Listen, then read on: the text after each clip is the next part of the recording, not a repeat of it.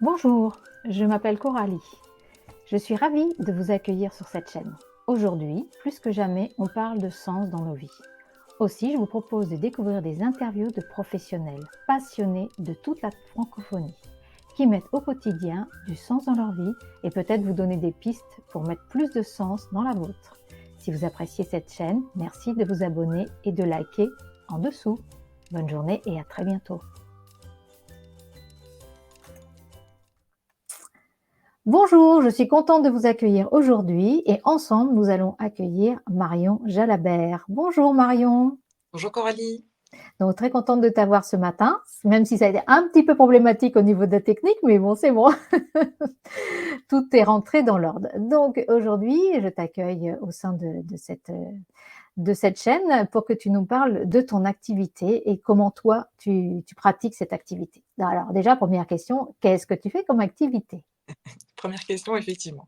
Bonjour à tous. Donc, moi, je suis réflexologue plantaire.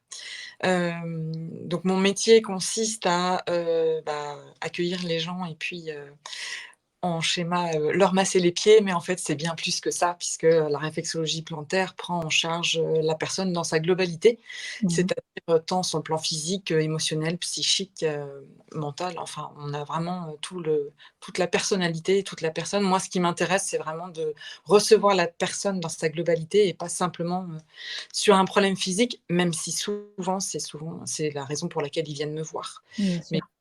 voilà, j'ai une autre, dimension, on va dire, qui est très importante pour moi. Mmh mh. 5 ans et demi que je suis installée maintenant Mmh. et heu et c'est vraiment un métier qui me nourrit et qui donne beaucoup de sens à ce D'accord. que je vis aujourd'hui. Et qu'est-ce qui a fait que tu es arrivée à cette activité-là? Alors, un parcours de vie professionnelle, heu, riche, au démarrage, mais très stressant et pas du tout dans mes valeurs, en fait. Donc, Mmh.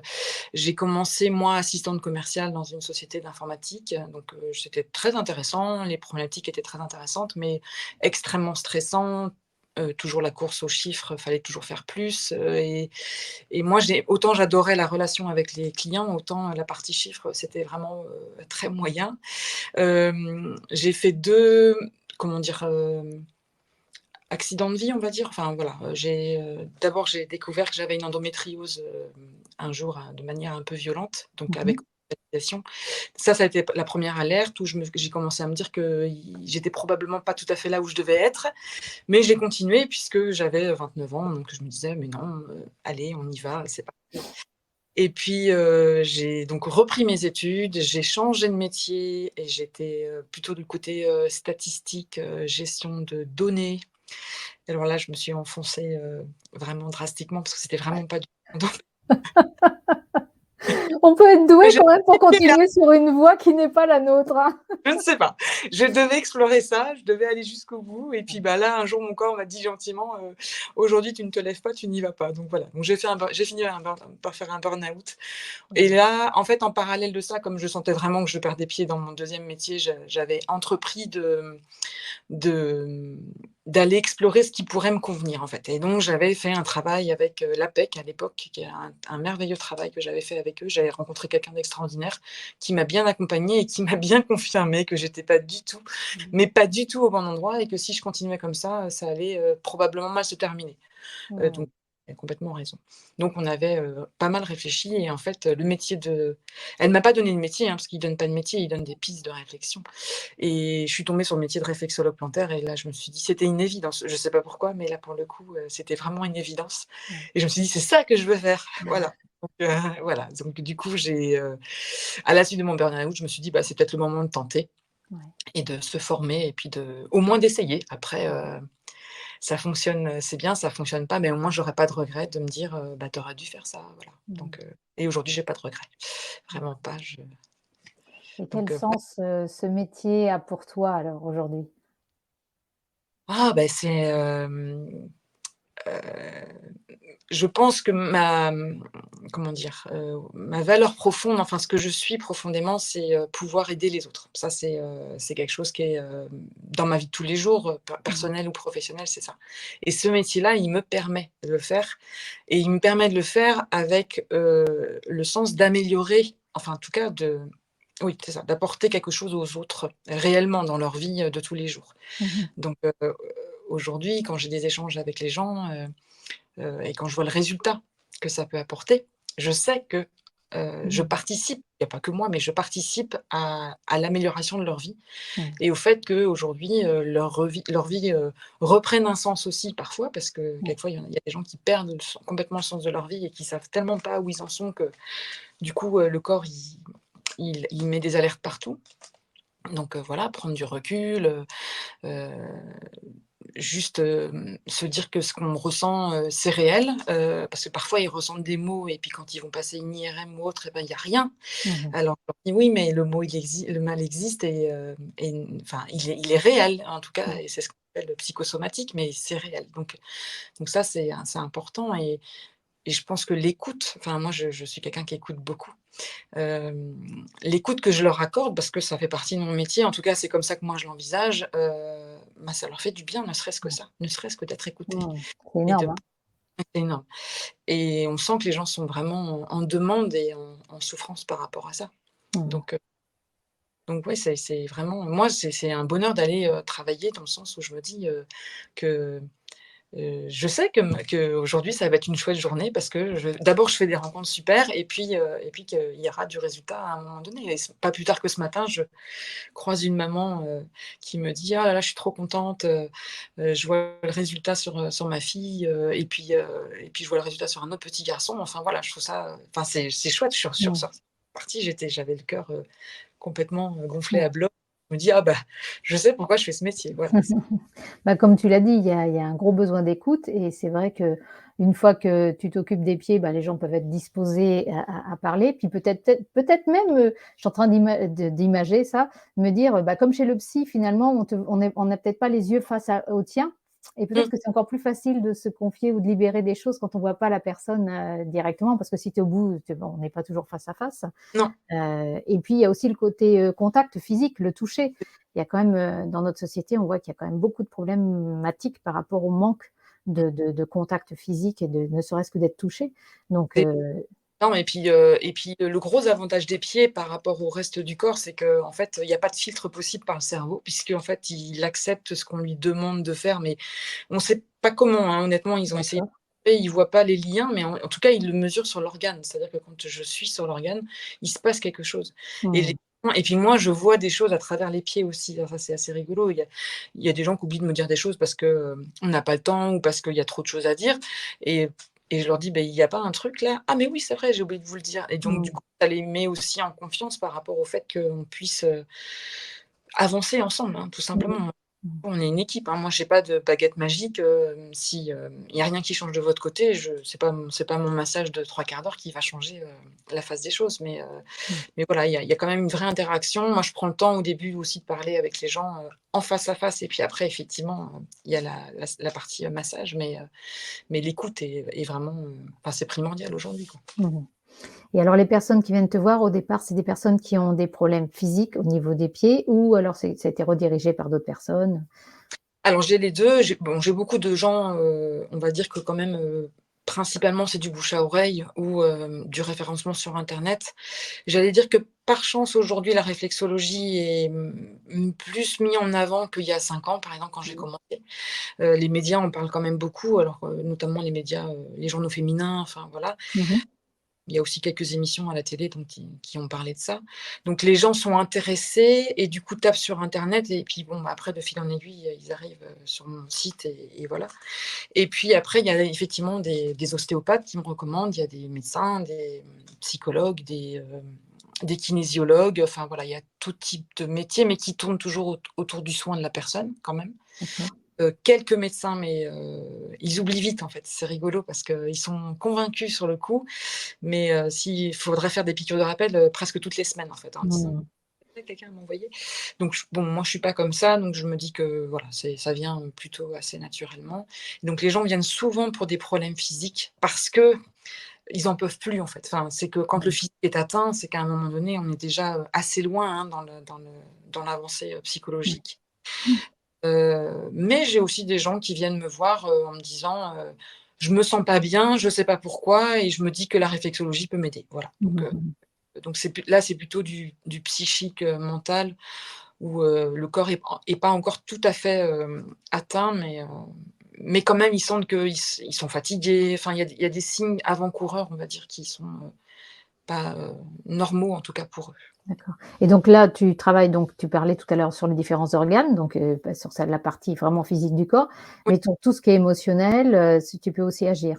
Oui, en fait, j'ai, une approche, comme je disais, globale de la personne. C'est-à-dire que moi, ma pratique, elle est basée sur la philosophie de la médecine traditionnelle chinoise, donc qui considère qu'on est un tout, qu'on est, un humain dans la nature, qui vit avec des animaux, qui vit sur terre. La terre, elle vit dans l'univers et cetera et cetera. Donc en fait, on n'est pas tout seul, on n'est pas, voilà, et on a des interactions avec, toute, chose qui vit, sur terre Ouais. et que coup, ça génère des émotions, ça génère des états psychiques et et en fait, on va, de par le dialogue qu'on peut avoir avec la personne, de par les mots physiques qu'ils ont aussi, on sait que c'est plutôt cette énergie-là ou cette émotion-là qui est touchée, plutôt qu'une autre et donc du coup, Mmh. on commencer à travailler et commencer à en fait, je masse les organes et après je pars sur l'énergétique donc l'idée, c'est de remettre l'énergie dans le bon sens, qu'elle circule correctement, que s'il manque, du yin ou du yang et ben, on vient mettre du yin ou du yang pour rétablir l'équilibre dans le corps. Mmh. Moi, je vais chercher à ce que le corps se rééquilibre. Ça, c'est D'accord. la base de tout. Il peut être en excès ou en manque, mais l'idée, c'est qu'il vienne se rééquilibrer. Donc on a bien compris que c'est une activité présentielle. Oui. Donc ce qui va être intéressant, c'est que tu nous dises où est-ce que tu habites, où est-ce que tu pratiques surtout, parce que ça sera quand même mieux. Donc tu es dans quel coin? Donc je suis à Carvin. Carvin, c'est une petite ville au sud de Lille, donc je suis dans le nord de la France. C'est Mmh. entre Lille et Lens, voilà, comme D'accord. le Louvre maintenant, les gens commencent à peu près à situer où est Lens. Oui. Voilà, je suis vraiment pile poil au milieu entre Lille Mmh. et Lens, dans une ville de D'accord. 7 000 habitants. Donc pour les gens du Nord qui pourraient être Ouais, intéressés. Tout à fait. Alors moi, je vais aller poser des petites questions un petit peu différentes de ton activité, savoir si tu te replonges dans ton enfance, est-ce que tu vois les racines de, cette écoute, cet accompagnement, cette envie d'aider le prochain? Est-ce que c'est quelque chose que tu avais en toi? oui, Ouais. ouais, toujours. Alors moi j'ai été guide de France quand j'étais plus Mmh. guide de France, bah, c'est basé sur l'entraide, hein. Forcément Oui. quand on est campé, il vaut mieux qu'on s'entraide parce que sinon c'est un peu compliqué et en fait, moi les chefs disaient de moi, alors voilà, ils disaient: «C'est génial d'avoir Marion dans son équipe parce que de toute façon, on sait que, tout va être, tout va être porté, tout va être fait, il y a pas besoin de demander». J'étais quelqu'un d'assez spontané dans l'entraide, Mmh. dès que je pouvais lui donner un coup de main et c'était un vrai plaisir pour moi, ça l'a toujours été. Chez moi, c'était, aussi moi qui facilement donnais un coup de main à la maison donc oui, c'est assez, viscéral Ouais. chez moi. C'est vraiment chez toi. Oui. Alors on se demande pourquoi tu es partie vers les statistiques alors? Ah bah, bonne question. D'accord. Est-ce que tu remarques depuis parce que tu disais ça faisait 5 ans, donc est-ce que tu vois une évolution de l'activité, ces 5 dernières années?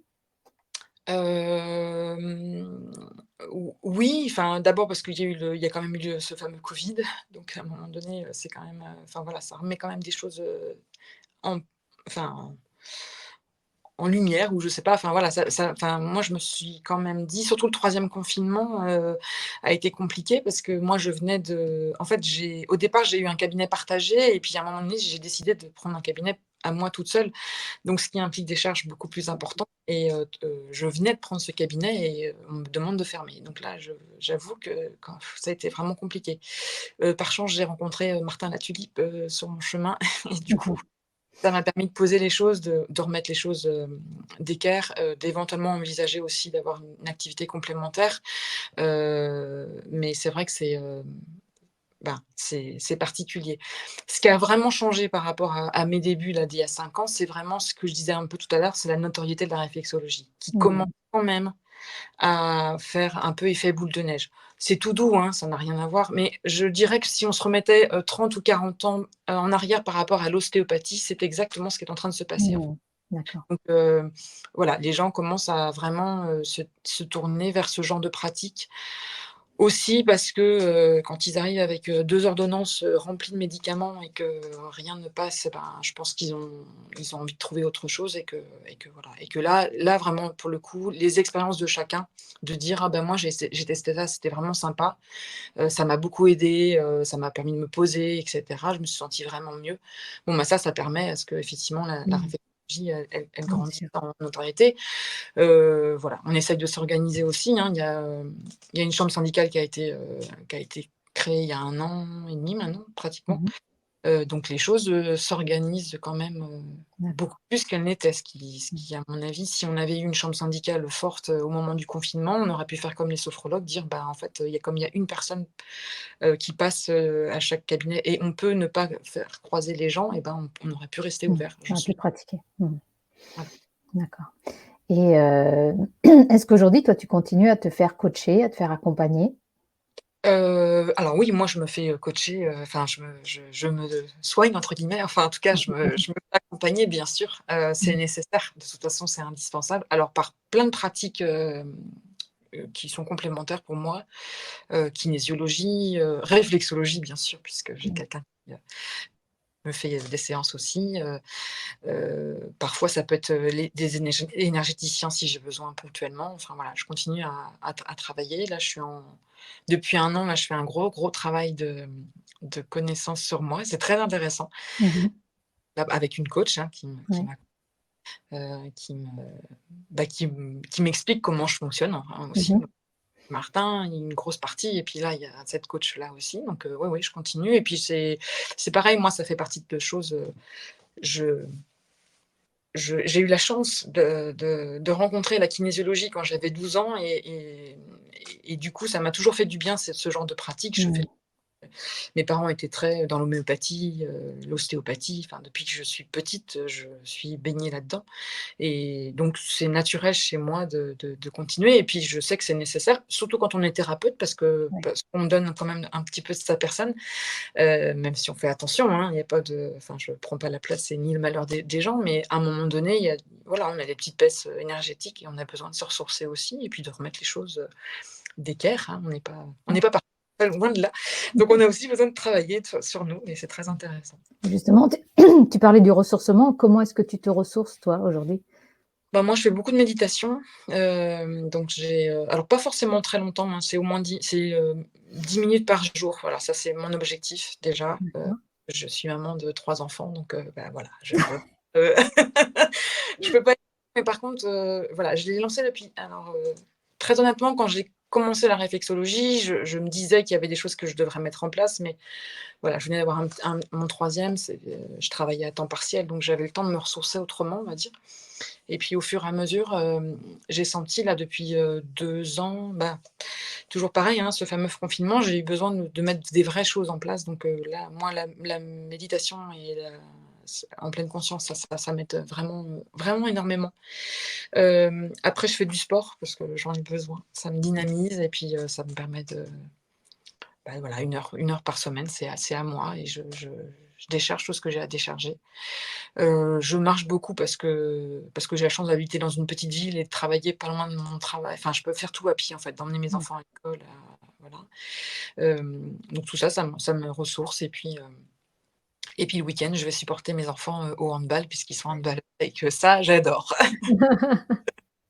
et ça fait partie aussi de voilà, de mon bien-être et parce que je déconnecte complètement, je suis Ouais. complètement match et que, voilà, il y a plus que ça qui existe et ça Ouais. me fait Et j'aime justement, le milieu sportif là, est-ce que tu as des gens de ce milieu-là qui viennent te voir? Parce qu'on utilise beaucoup les pieds. Alors je sais que la réflexo, ça n'est pas que sur le pied, mais néanmoins, c'est une néanmoins façon d'entrer dans la réflexologie, souvent quand on a des douleurs, ou des alors problèmes. j'ai essayé, Ouais, j'ai lancé quelques pistes. Pour l'instant, j'ai pas de retour. Je pense qu'ils sont encore un peu alors autant l'ostéopathie, il y a pas de ouais. souci. Réflexologue, j'ai entendu, des gens qui me disaient que, qu'ils avaient réussi à rentrer dans des clubs sportifs. C'est un petit peu plus compliqué. On sent bien qu'il y a beaucoup de pudeur par rapport aux pieds. Ça, c'est quand même quelque chose d'extraordinaire parce que quand on parle de pieds, j'ai des réactions, moi, qui me font, mourir de rire parce que, c'est alors vous regarderez pas mes pieds parce que j'ai les pieds moches. Oui, non, vos pieds ne sont pas moches, ils expriment des choses, mais ils sont pas moches. Donc il y a quand même beaucoup et particulièrement chez les hommes, il y a quand même beaucoup, beaucoup de pudeur par rapport aux pieds. Voilà, Ah c'est oui, quelque plus que chez les femmes, hein, ouais, c'est curieux. beaucoup plus que chez les femmes. Ah ouais. Ouais, ouais, ils sont, Et à l'inverse, enfin l'inverse non, c'est pas l'inverse, mais des personnes qui craignent beaucoup qu'on leur touche les pieds parce que les chatouilles, les choses comme ça, tu dois avoir rencontré ce type de personnes aussi? oui, alors j'en ai, donc il y en a qui me disent, bah, moi j'ai des réactions du genre, «Il est hors de question que tu touches mes pieds parce que de toute façon je les aime pas». Bon, OK, d'accord, Mmh très mh. bien, mais il y a pas de souci, je vais pas te et puis après il y a des gens qui me disent: «Alors j'ai un petit souci, c'est que je suis hyper chatouilleuse» ou Mmh chat mh. hem, en fait, j'avais fait l'exercice un jour parce que je m'étais dit: «Quand même pour ces gens qui sont chatouilleux, qu'est-ce qui va se passer?» Et Mmh. je vais pas en séance avec quelqu'un qui hurle de rire, enfin bon, c'est pas d'intérêt. Si je peux pas Ouais. le toucher, c'est pas intéressant. Donc j'avais demandé à un ami cobaye, qui est extrêmement chatouilleux, je crois que j'ai jamais vu un niveau de chatouille à ce niveau-là, de s'il voulait bien me prêter ses pieds pour que je teste, en fait et lui, il m'a dit: «C'est extraordinaire», il me dit: «Tu es la seule personne au monde à pouvoir me toucher les pieds», puisqu'en fait, il m'a Mmh. expliqué que c'était pas du tout des chatouilles, c'était vraiment une prise en main du pied et que du coup, la sensation est pas du tout la même. Mmh. Il y a bien des petits mouvements sur lesquels il est un peu plus sensible Ouais. et j'arrive à le masser une demi heure, 3/4 d'heure sans problème, quoi, Mmh. et quand les gens me disent: «Je suis chatouilleuse», je dis: «Vous inquiétez pas, vous allez pas sentir de chatouille» et effectivement, ils me disent: «Bah oui, effectivement, c'est pas des chatouilles». Ouais, non, mais je connais, donc je vois bien que c'est pas du tout, non, mais non, non, mais tu as raison, mais je te posais la question s'il y avait des appréhensions par rapport à ça et Non, oui, peut-être dans les tiennes aussi, il peut y avoir des appréhensions par rapport à l'hygiène parce que c'est pas toujours évident, certaines personnes, en général, sont quand même attentives, mais bon, comme toute personne qui s'occupe du corps, ça reste quand même toujours une partie, qui ah peut oui, être qui est plus problématique. sensible à n'importe que mais j'ai pas de souci, en fait, les gens, Ils sont il y en a qui respectueux. travaillent pour aller se laver les pieds. Bon, Mmh. sachant que moi, j'ai mes petites lingettes, de toute façon, j'ai mon petit protocole de nettoyage, au Ouais, départ. Pour que tout le monde soit à l'aise et puis que voilà, puis bah, de toute façon, on a toujours des petites moumoutes de chaussettes ouais, et que ouais. si on n'enlève pas, bah, au massage, ça fait enfin, Mmh, c'est très ouais, bien ouais. pour la personne Mmh. et puis pour moi aussi parce que ça fait des drôles de choses sous les Mmh. doigts. Donc j'ai mon petit rituel, mais j'ai pas rencontré, je non, j'ai vraiment jamais rencontré Mmh. de gens qui venaient avec les pieds, dans un état, Ouais. pas possible, quoi. Mmh. De toute façon, Tant mieux. là, Yacine a un bon pied parce que voilà. D'accord. Bon alors ma prochaine question, c'est quel est ton prochain grand rêve? Ah, c'est une bonne question ça. Mmh mh. Hem, alors mon prochain grand rêve, je pense que c'est de vraiment réussir à allier ma profession, enfin, oui, mon organisation professionnelle et mon organisation personnelle. J'ai fait beaucoup de progrès, mais c'est parfois encore un petit peu juste. J'ai des enfants qui sont enfin, j'ai un petit garçon qui a 6 ans et après j'ai 2 grands, mais ils sont encore très demandeurs, ce qui est Mmh. Normal. Mmh. et parfois ça vient un peu taper, oh là, je me sens déstabilisée et voilà, j'aimerais être vraiment, hyper sereine par rapport à ça et me dire que, tout va bien en fait, voilà et il y a des fois, je sais pas. Donc mon grand rêve, ça serait vraiment de savoir, gérer ça et de vraiment être hyper cool en fait, voilà, de jamais m'énerver. Alors c'est peut-être un peu utopique, on est d'accord, mais dans le sens où il y a des fois je m'énerve et je sais que Mais ça a pas d'utilité et ça a pas de sens en fait, tu penses que c'est un problème d'organisation ou que c'est un problème, bah, de effectivement, effectif? Tu as quand même 3 enfants plus une activité professionnelle. Si tu veux développer ton activité professionnelle tout en élevant tes 3 enfants, il y a un moment ou un autre, de toute façon, il faut faire des choix. on est Donc d'accord. Donc c'est ça en fait, ce sur quoi je travaille, c'est, asseoir mes choix mmh, et d'accord. et être en cohérence avec ça. C'est-à-dire, quand je choisis de faire ça, je le fais que ce soit pour mes enfants ou pour mon côté pro, je le fais, sciemment, enfin en tout cas en pleine conscience et en me disant: «J'ai choisi de faire ça», donc avec le cœur léger et avec, et sans, derrière tout ce que j'aurais dû faire si j'avais pas fait ça, tout ce que j'aurais pu faire. Enfin voilà, là, D'accord. avant j'étais un peu comme ça où du coup je me torturais l'esprit tout le temps. Donc voilà, oui, il y a des choix à faire. Voilà, bah, il y a des choix, moi je et parfois il faut que je me le répète que c'est un choix que j'ai fait et que Bah oui, c'est ça. bah, c'est Et comme ça. Voilà. et concernant ton activité, comment tu imagines les choses évoluer dans les années à venir? Ouais, alors, donc comme je le disais tout à l'heure, le confinement m'a fait beaucoup réfléchir, donc j'ai commencé, non, j'ai terminé une formation en numérologie, et normalement cette année, je lance la partie, numérologie, bah, sur internet du coup. Ouais. Donc ce sera une activité très complémentaire à ce que je fais, qui est très intéressant et qui de toute façon est très complémentaire aussi, par rapport aux problématiques que je peux rencontrer en cabinet aussi. Parfois, Mmh. le corps dit des choses, mais on ne les comprend pas tout à fait. Le fait d'aller voir, de faire un thème numérologique permet d'éclairer et permet de se dire: «Ah ben oui, mais en même temps, heu tu as des dettes karmiques, tu as des défis à relever et en fait, ils sont là et ils sont et du coup, tout va bien parce qu'il faut juste qu'on les passe et que tu arrives à grandir par rapport à ça». Mmh. Donc c'est quand même très complémentaire. Ben, j'avoue que du fait d'avoir 3 enfants, ben, c'est quelque chose que j'aurais voulu faire il y a bien longtemps, mais bon, chaque chose en son temps et puis Mmh voilà. mh. Donc là, je me suis quand même donné, cet objectif pour, Bel objectif. ouais, c'est ça. Donc sans pression, tranquillement, sans me donner d'objectif de résultats, surtout pas, juste en se disant: «J'ai une nouvelle activité, je la lance». Hem, Sachant que je l'ai fait aussi parce que moi, ça me permettrait de me dire que si jamais, on referme et ben, au moins j'ai cette activité-là qui tourne et qui fera que je pourrai continuer à travailler parce que j'ai besoin de travailler aussi. Mmh, bien sûr. Et Et puis pour et puis d'apporter ton aide à la société, d'après ce que j'ai compris, hein? c'est exactement ça. Donc voilà, donc ça c'est mon prochain, grand, objectif et puis après, alors j'essaye de le faire en parallèle, mais c'est là où je vois qu'en fait, ça ne marche pas, j'aimerais vraiment transmettre la réflexologie et donc du coup, je Mmh. réfléchis à monter une formation, voilà, sur la réflexologie, j'allais dire un peu, pas de base, mais que le premier niveau de réflexologie qu'on peut avoir, donc qui ne va te parler qui ne va traiter que les organes, mais qui fait déjà des très belles choses puisque moi je l'ai expérimenté.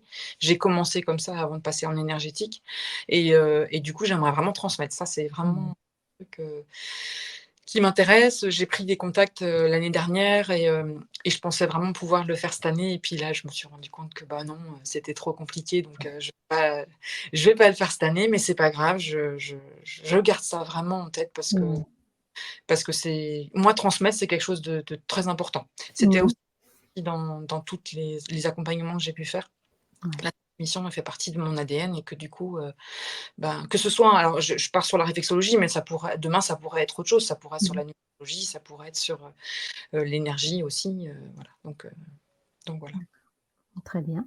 Bah, merci. Et alors la dernière question, c'est Marion, est-ce qu'aujourd'hui tu kiffes ta vie? Ah carrément! Oui, Bon, j'avais pas tellement d'appréhension pour la réponse, positive, hein, mais surtout quand tu as fait autre chose avant et qu'aujourd'hui tu es dans un chemin qui te donne envie de te lever le matin, je pense que tu fais d'autant plus la différence oui, et que tu apprécies d'autant plus les choix que tu as pu non, non, vraiment. refaire il y a quelques années malgré la façon dont ça s'est passé.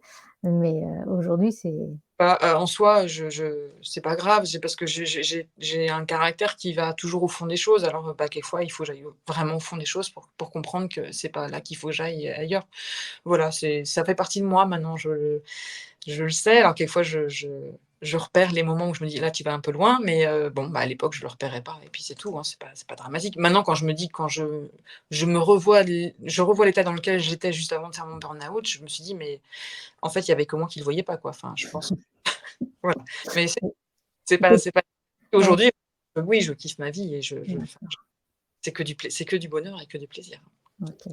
Bah, écoute, c'est pour le mot de la fin, c'est vraiment un très joli mot, enfin, un joli passage, que du plaisir, la vie. Bah, écoute, bah, c'est le meilleur qu'on puisse te souhaiter et que ça continue longtemps comme ça pour toi et puis, bah, écoute, c'est avec plaisir si un jour tu veux nous parler de la numérologie, quand tu Oui, lanceras ça, d'accord. on pourra refaire un interview et puis parler un petit peu plus, de ce domaine des chiffres que tu vas retrouver finalement après Oui, avoir fait de la statistique, mais tout à fait. d'une autre façon. C'est un peu Finalement, on fait des boucles, hein. c'est ça, exactement. Il y a pas de hasard. Exactement. Bah, écoute Marion, je te remercie beaucoup. Je te souhaite une très belle journée et puis sûrement Merci à très bientôt. merci Coralie pour, cet entretien et à très bientôt. Avec plaisir. Au revoir. Au revoir.